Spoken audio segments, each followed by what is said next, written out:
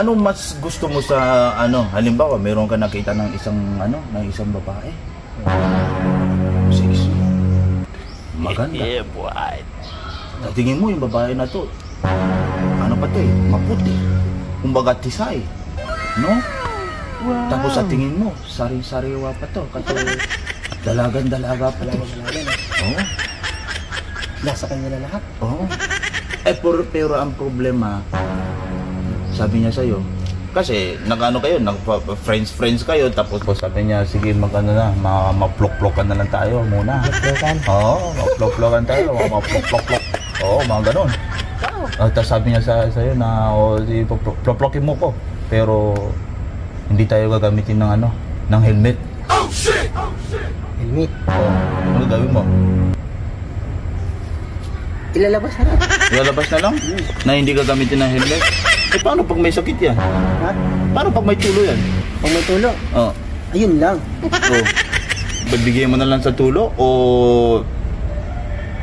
iyaan mo na lang? Isipin mo. Maganda to. Sexy to. Tisay. Sariwa. At tingin mo. Dalaga pa. Ayaw niya ng kondom. Ayaw niya ng helmet.